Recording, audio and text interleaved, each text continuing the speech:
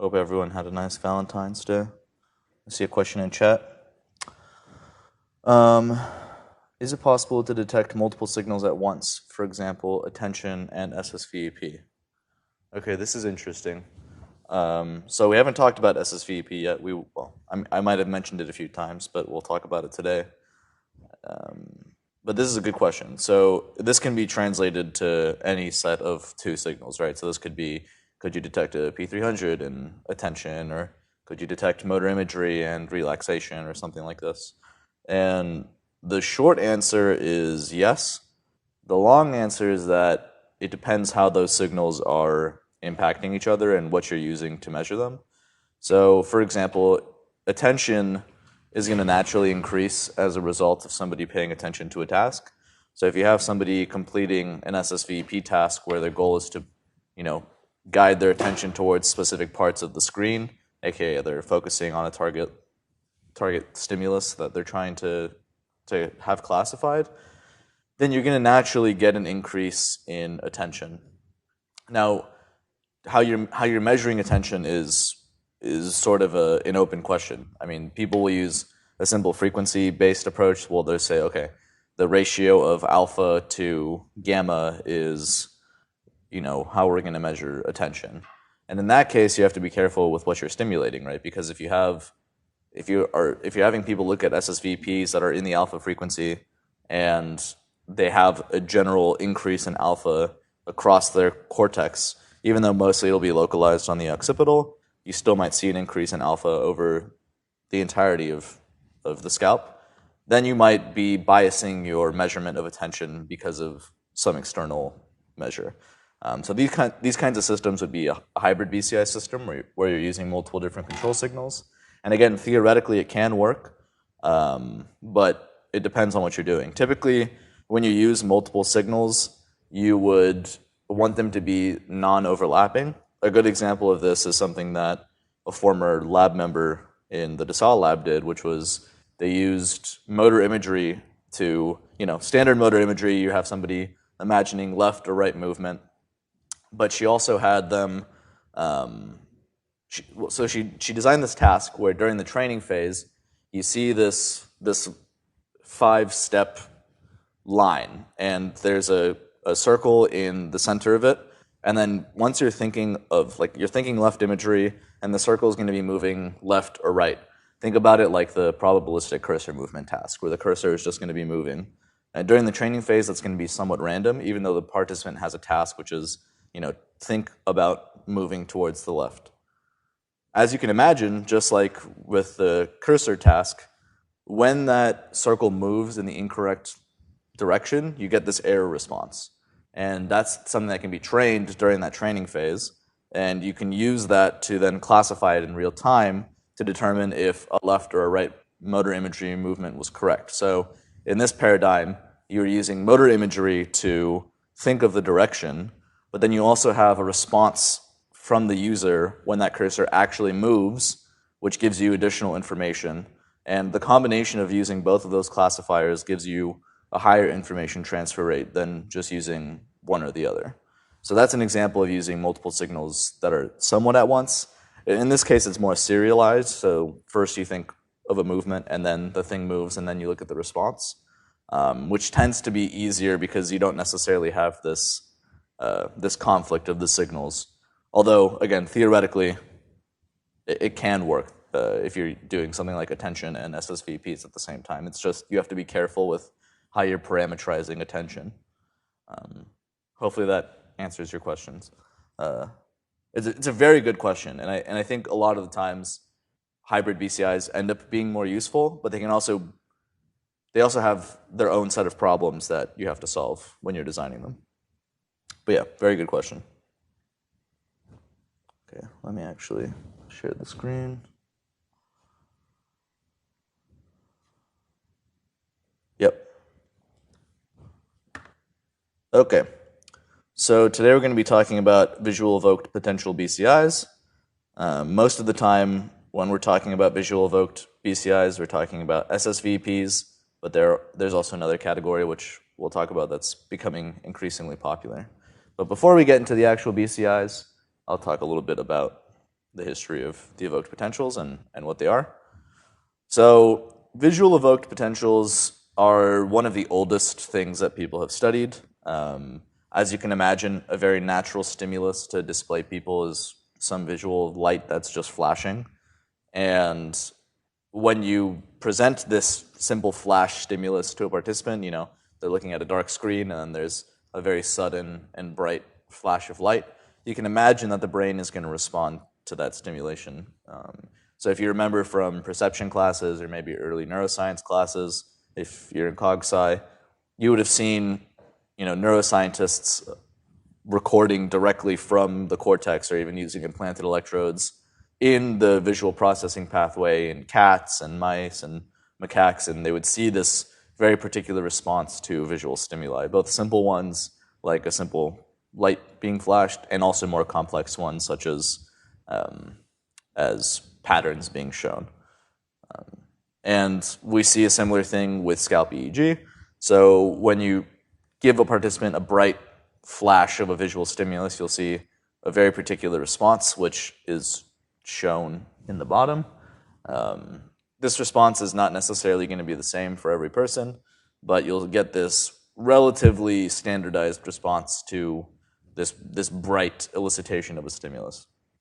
Now, you can actually record VEPs from a change in luminance, but also a change in pattern. So in this case, if you're going to be changing luminance, it would go from a black screen to flickering white. And a change in pattern would be something like a checkerboard where you have black, white, black, white, black, white in a matrix, and every time that pattern changes, essentially the black tiles turn white and the white tiles turn black. And so flickering that pattern also elicits a visual evoked potential. So the way that this works is just a downstream effect of the visual processing pathway. So, the first input of all light is from the eyes through the retina. There's rods and cones, which are the light sensors that we have. And they respond to light via a photochemical response.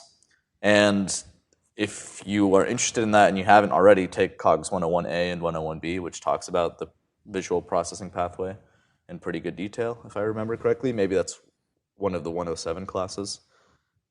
But anyway, this activity is propagated down through the optic nerve, and it goes into the visual processing pathway, which is, there's multiple visual processing pathways, but the standard that we all talk about when we're talking about these VEPs is, you have first connections going into the LGN, the lateral geniculate nucleus, and then going into V1, and then V2, V4, whatever. Most of the time, when we're recording our VEPs, we're stating that that activity is coming from V1, or we hypothesize a lot of that early visual information is in V1. And V1 is, towards the back of the brain and, near the occipital lobe. And so we will place electrodes over the occipital in order to record that activity. So most of the time you'll be going, have electrodes down at O1, OZ, and O2, which are just sort of at the very far back of the head. And then if you're designing a BCI that's only going to be using visual evoked potentials and you know that that activity is going to be prominent over that region, you can just put a bunch of electrodes over that region. So it's not uncommon to see VEP headsets with like 16 or 20 electrodes that are just all in the back of the head. Whether or not this number of electrodes is useful to you or not in your classification depends on the type of classification you're doing, because in reality you can get somewhat decent performance with VEPs with a single electrode. And typically when you have these electrodes on the back of the scalp, you want to reference it to a central electrode, so you'd use CZ as your reference electrode. But you can get a VEP response with other references such as linked mastoids, average mastoids, earlobes, things like that. It's just because again, you want to sort of maximize this, the polarity of the response, using a reference that's either at CZ or even maybe frontal can maximize that signal. But should be detectable either way. So This is a very low level response, and it's actually also a very slow response in the visual system. The visual system is very sluggish compared to other perceptual systems like audition or olfactory. It just the mechanics by which we see and perceive visual stimuli are slower than the same mechanics that we'd use for processing auditory or olfactory stimuli. So because of that, visual-based potentials tend to be somewhat delayed compared to their other sensory counterparts. But we're also very visual creatures, so we can identify visual changes in very minute states, and we're very sensitive to something. So I remember I talked about the N170 in the past, which is the ERP component you see when a participant is presented with a face stimulus. And the N170 is probably the most popular visual evoked potential. It's very early on in the processing stream, and it's very sensitive to minute fluctuations in facial stimuli. So the type of stimulus does affect how the visual evoked potential looks. But with really simple stimuli like pattern changes and flashes, you're essentially hijacking the brain and using it as a photosensor. So you can, when big flash is presented, the brain responds with big flash. It's very rudimentary, but it's also been used for a lot of clinical and diagnostic purposes. So although it's a simple thing, it does have some utility. And one thing I wanted to mention is because a lot of people will forget this point when they're talking about recording over the occipital electrodes. Although we theorize that most of that activity is coming from V1 because of the way that EEG is recorded, and we have volume conduction, and the signals are being low-pass filtered as they go through the protective layers of the brain, the skull, the scalp, so on and so forth. It's not fair to say that all the activity you're recording is directly from V1, and it's a lot of the times, unless you've done some sort of joint fMRI and EEG or some MRI beforehand and you've done some source localization, it's not really fair to even claim that all of that activity is from V1. It's just, it makes sense with the theory that we have. So that's why we say that. So one thing that's interesting is that, so I have this bullet point that it's reliable across subjects. That actually depends on the type of stimulus you use. So the luminance-based VEPs, just the flash of light, have a lot of variance both within a subject and also across subjects. And it also doesn't have an even response. So if you show somebody a bright flash, you'll get an onset that looks, pretty prominent and pretty large, a signal that's like, okay, the flash definitely occurred here. But then once that signal turns off, you don't see as much of a change. So going from bright flash to darkness, that darkness onset, if you want to call it, looks less prominent. So you'll have maybe a tiny peak. It's going to be harder to classify. If you're using a pattern, however, both the onset and the offset have the exact same luminance, and the response to both of them changing is relatively equal. So you'll see the same response twice, essentially, which can help if hopefully this makes some intuitive sense that this could help if you're trying to classify the signal. And also I wanted to point out in this plot that the nomenclature used to define these peaks and troughs is not the same as what we would use in other ERP components. So, we have, in this case, we have the N1, the P1, the N2, P2, N3, P3.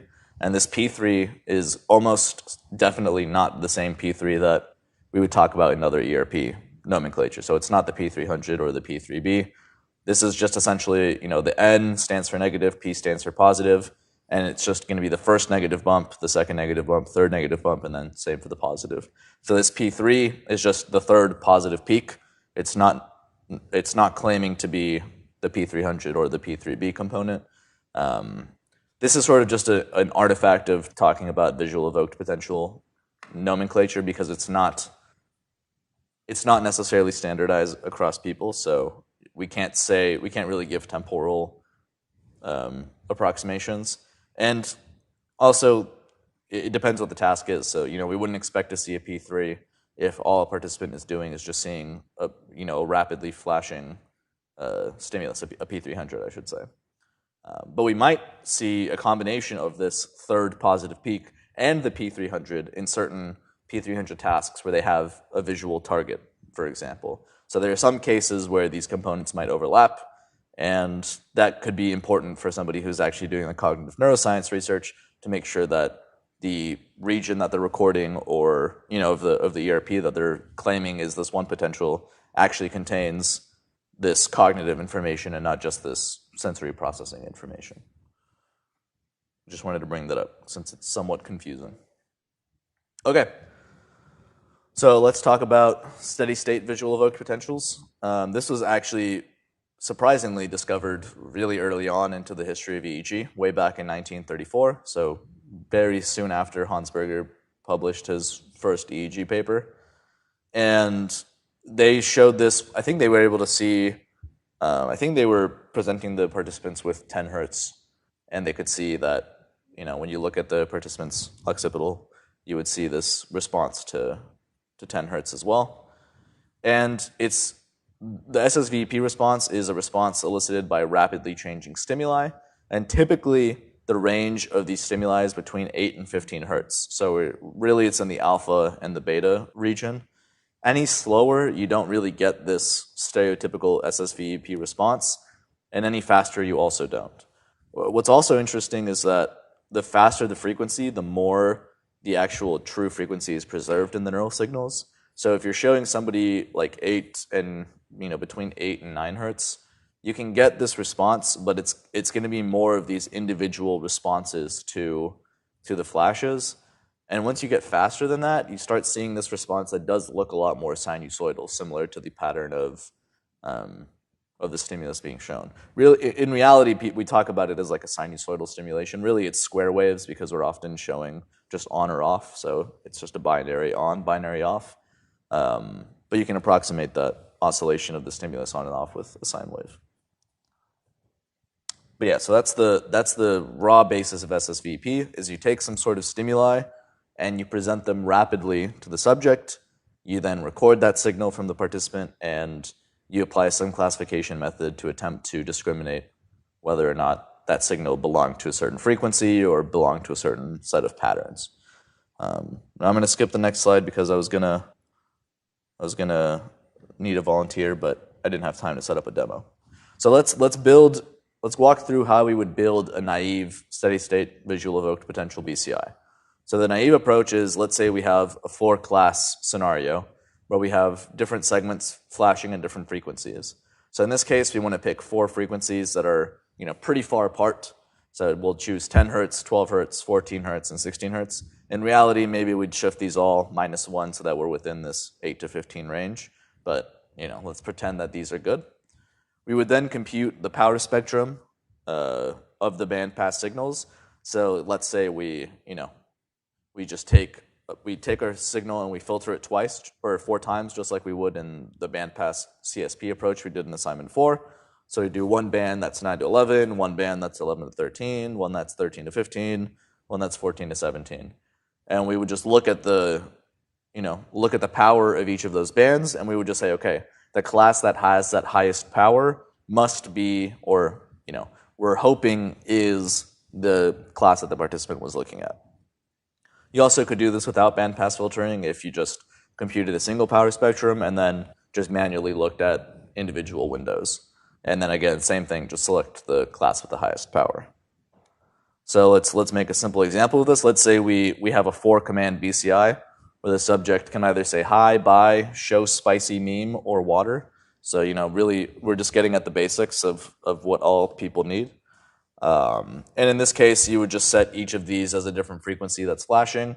And it's something that, in this case, you wouldn't necessarily need to do synchronously. So you could have these flashing continuously at all times.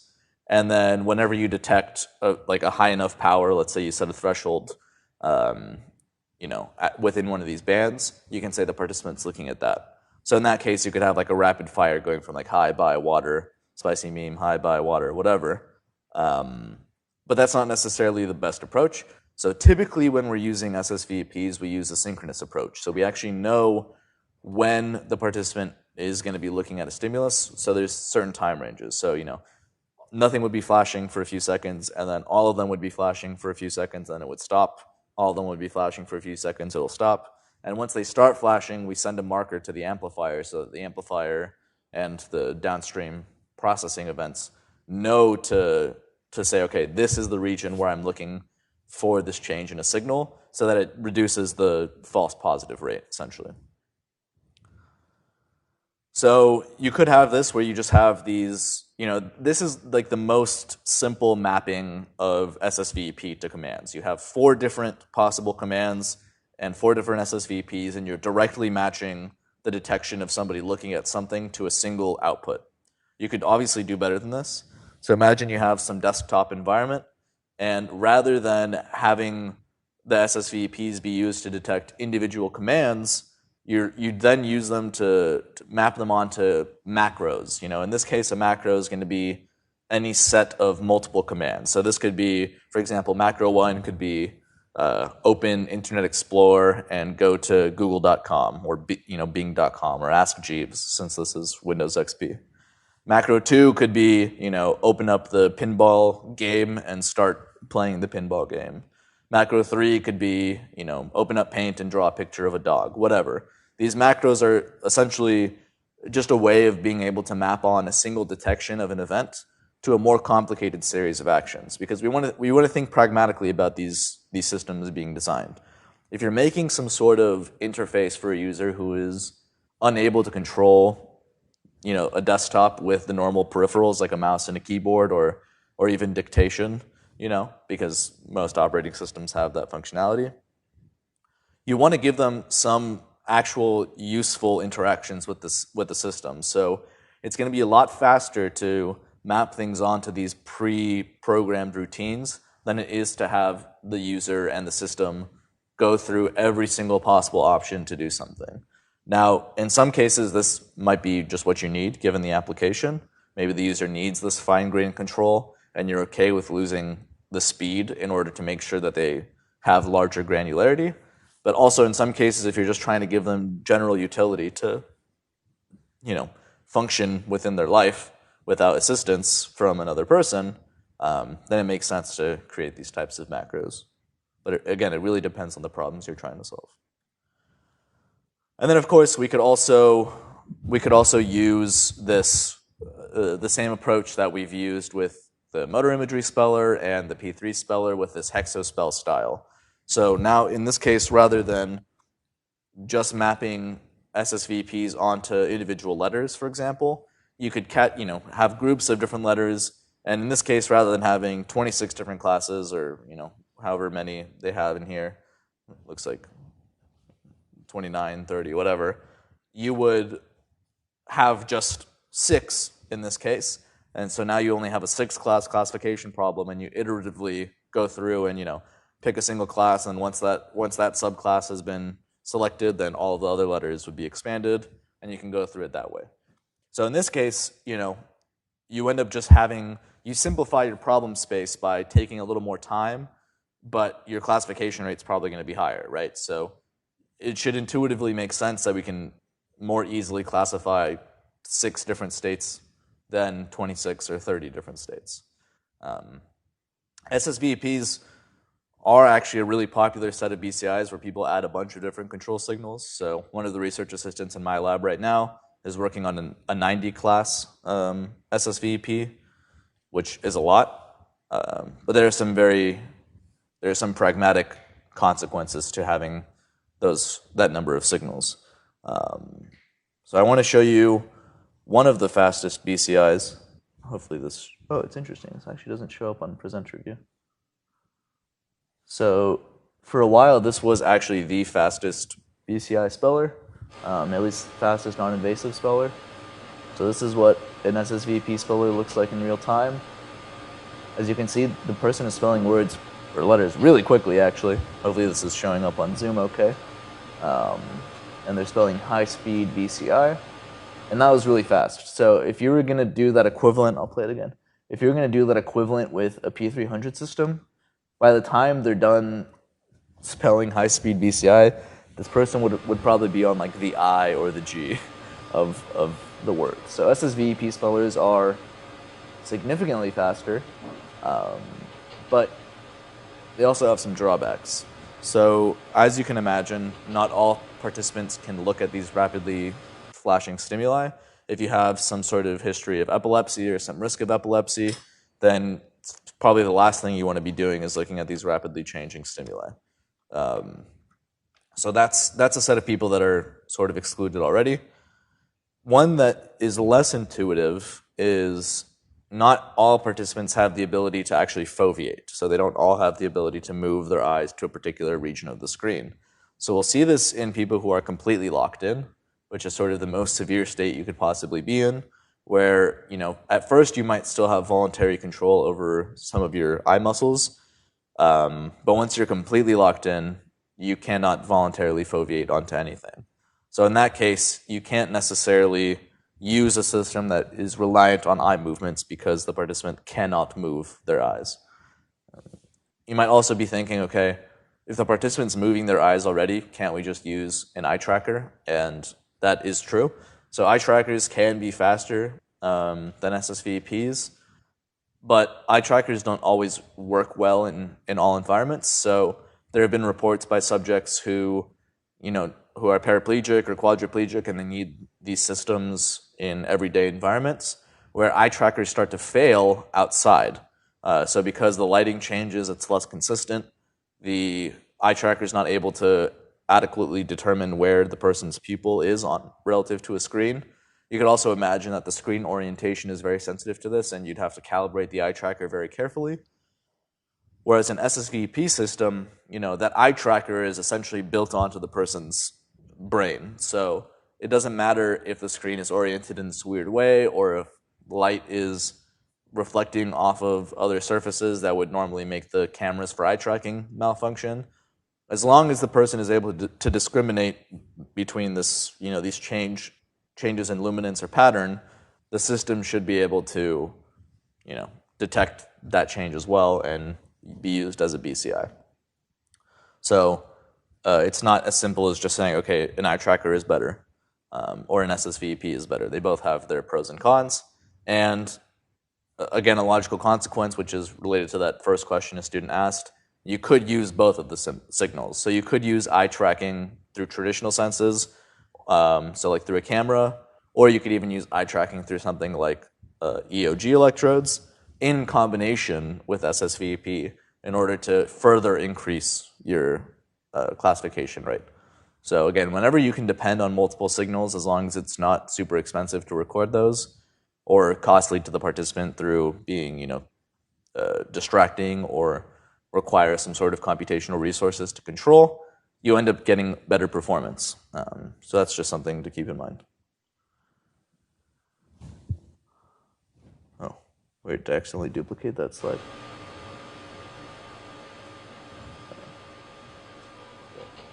It's just misbehaving. Okay, so how did they end up making this BCI? So this is a pretty interesting system.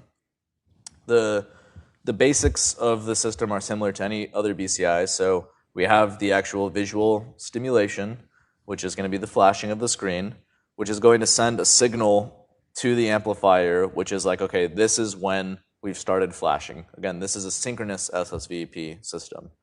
The signals are then pre-processed, the features are extracted, and then they're classified. And then once the signals are classified, there's a visual feedback to the user in the form of the letter being spelled on the upper region of the screen. So this is what's known as a closed-loop system. There's visual output, participant is interpreting it, it's being analyzed by the EEG, and that's leading to a novel input to the user in the form of the screen being updated.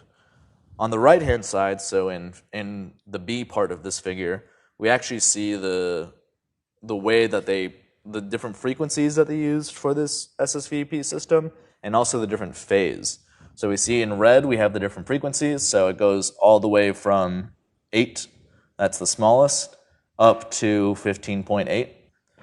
And the phase is the blue number in the bottom. And as a reminder, phase is essentially just how much that a certain signal has been moved. You can think of it temporally, but it doesn't have to be temporally. So if we think about sine and cosine, they're orthogonal signals, so they're out of phase, but it doesn't necessarily have to be as simple as just being completely out of phase. It can be anywhere in between 0 and 180 degrees, and even more. Although you can interpret it as being either negative and positive phase or being 360 degrees, and it's the same. But this phase difference allows you to have more information about the signal being shown than if you don't have phase information. And the reason why you need a synchronized SSVP in this case is because the stimuli have phase information. So if you were designing an asynchronous system, it would be impossible to know what the phase of the signal is, because you can think of this as just a delay of when the signal starts flashing. So if you have a system that's just going to be on, off, on, off, on, off, on, off, it's impossible to know what the phase is unless you know when the event was supposed to have started, because otherwise you can only look for the main frequency. So another thing that some of the more inquisitive people who have maybe done EEG research might be thinking is, okay, how in the world are they presenting all of these particular frequencies when the monitor that they're using probably doesn't have that type of resolution? So in this case, they have a 60 hertz monitor, which means that every approximately 16.67 milliseconds, a new frame is able to be drawn.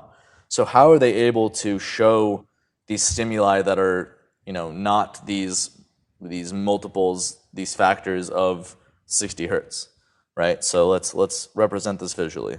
So here's this is 60 frames, all right?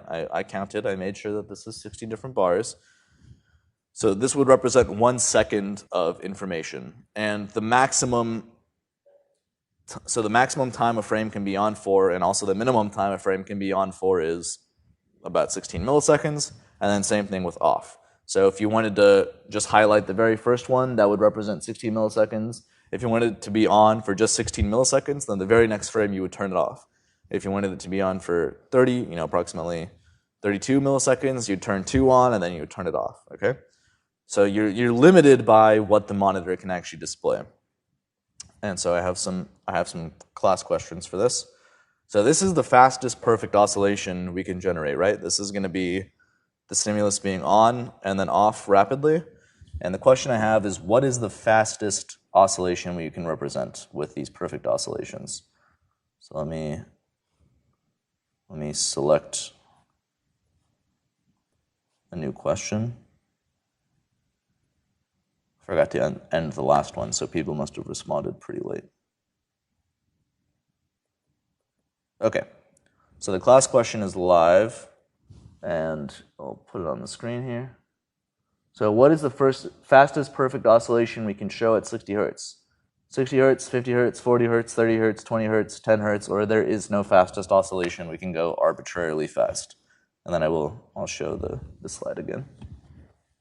So you guys should be able to see the class question. Let me see if I might be able to finagle it so that I can show both on screen.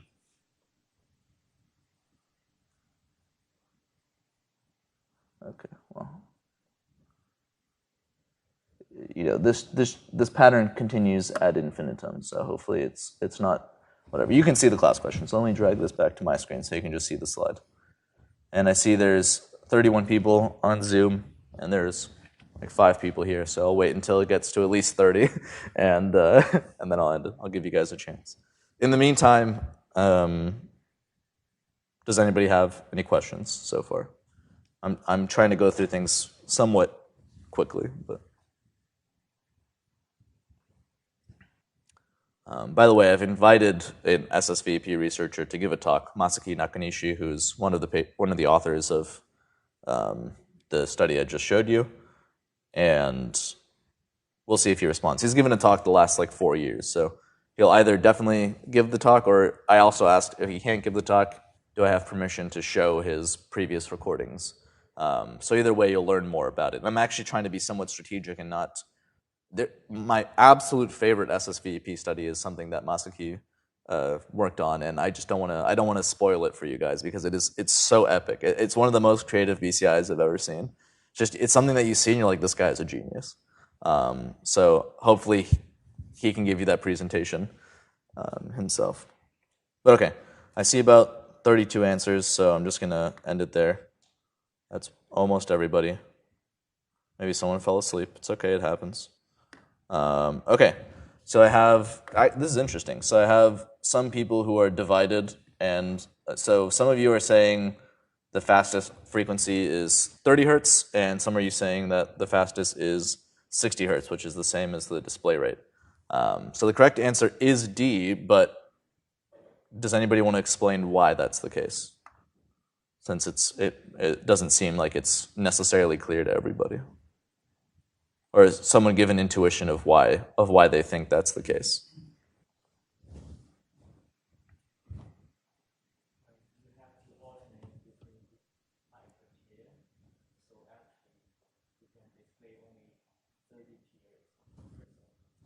Perfect. A perfect answer. So the student said, because you have to oscillate between being on and off, you, by definition, can only, if you have 60 hertz, only half of those can be on at at every other time in order to generate the fastest oscillation. And actually, since we know that this is a second worth of data, you can just count the number of white squares, and we know that there are rectangles. We know that there are 60 of them, and half of them are very obviously on. So we know that there are 30 ons and 30 offs, which is exactly what 30 hertz is, right?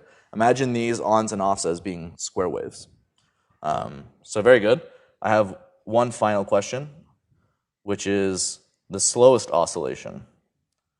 So this one, I don't have the visual for it because I want you to think about it. So what is the slowest perfect oscillation we can show at 60 hertz?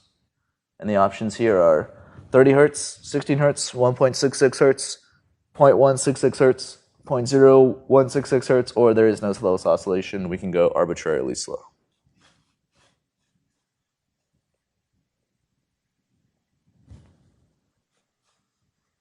Think about this one. You can, if it's useful, you can try to think about it in this block diagram that I showed you with, how would you highlight the bars or not highlight the bars in order to produce something that's very slow rather than very fast. And again, just as a reminder, it doesn't matter if you get these answers wrong or not, because you just get participation either way. Yes? Is there a specific time frame? Yeah, so that's a good question. So is there a particular time frame? No. So imagine you have, just like in the fastest oscillation, imagine you have, an arbitrary amount of time. What is the absolute slowest? Or in the previous one, what's the absolute fastest? A good clarifying question, though. 60 hertz is just, in this case, just to be consistent with the monitor's frame rate. Okay, so I think we had 31 responses last time. All right, I'll stop it there. Maybe somebody woke up their friend and we'll get 32. We'll see. Oh, all right. Good morning. Okay, let's end that current question. Let's look at those juicy results. All right, a little more divided, but most of you were able to see past the trick. For those of you who didn't get this right, it's okay. If you were just randomly guessing, that's also okay. But yeah, so the reason why there's no floor to the slowness is like you can have every single one of the frames on, right? And then the next second have all of them off. But you could also have all of them on for 2 seconds and then all of them off for 2 seconds, or all of them on for 7 trillion seconds and all of them off for 7 trillion seconds. There's no limit beyond the heat death of the universe that will, So actually, the correct answer would have been, take the heat death of the universe in time, take that as an oscillation, and then half of that is the actual slowest you could ever generate in SSBEP. But let's pretend that the universe is infinite, just for my own existential dread. Okay, So we saw 30 hertz. This is what 15 hertz would look like, right? So rather than being one on, one off, one on, one off, now we have two on and two off. But this leads us to an interesting question, right? What if I did something like this, where I have an imperfect 15 hertz, right? Would this still elicit the same 15 hertz response as this one? So we still have, if you count this, we have 15 ons and 15 offs. It's just the length of the off is longer than the length of the on. But you could also imagine the opposite. So I don't have a visual for this, but you could imagine it so that it's 3 on and 1 off, and 3 on and 1 off. And how does that affect the SSVP or the coded VEPs? And that's actually an open question. We don't know exactly what the effect is necessarily, but you could get a 15 hertz response from either of these. So both of these will elicit this 15 hertz pattern, and we can actually use this fact, the fact that the oscillations don't have to be 100% perfect, in order to generate arbitrary frequencies. So how do we generate 8 hertz, right? There's not really a good way to do this, because if we try to follow the even pattern where we do, 4 on, 4 off, 4 on, 4 off, we realize that once we get to the end, there's no way we can continue that pattern, right? Because if we made those red bars on, then that means we would have on for 8 bars in a row, because think of this as a loop, right? I'm just showing you 60 frames, but this is recurrent, so it would always go back on itself. So luckily, there is a formula that we can use to generate arbitrary frequencies, and this was, we could try a manual approximation. So you could say, okay, let's turn that first frame off, and then maybe let's just do some scenarios where we have 3 off and 3 on and then 3 off. So this could be our way of hacking together an 8 hertz approximation, but we don't have to hack it together. We can just use some math. So this was a formula developed by, I don't remember if Masaki made it, but he's the first one I've seen use it in a 2014 paper. And essentially you take a square of 2 pi times the frequency that you're trying to generate, and you multiply that by the index within your sequence, so this would be the length of the number of frames you have, over the refresh rate. And you can just implement this very easily in Python, so I've done that here. I've given you just the actual formula, and then I've shown you how I would generate it so that you get ones and zeros. When you do the naive square, you get the range -1 to 1, so then in order to make it 0 to 1, I just add 1 and divide by 2. And what I did is I took this sequence that it printed out, so we get 4 ones, 4 zeros, 4 ones, 3 zeros, 4 ones, 4 zeros. So you can see that there is this change in the off sequence, and I've implemented that here. So this is the approximation for 8 hertz. So it's almost the same as it was before, except now we see that the off sequence has actually been reduced to 3 in about half of the instances. And you can use this to generate this formula to generate any arbitrary frequency. And if you wanted to add the phase information, all you would do is add the phase, right after the 2 pi f times whatever. So you just do plus and then your phase. Same here, you just do right before you close the brackets of your square, you just do plus and then phase. And you can use that to shift when that start sequence actually starts. And also thanks to, I just copied and pasted this code from my research assistant, Simon. So thank you, Simon, for sending me updates on Discord.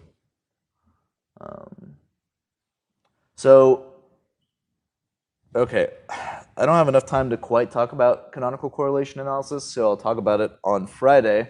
So I'll skip this until Friday. I did want to briefly talk about the sort of a sibling to SSVPs, which are coded VEPs.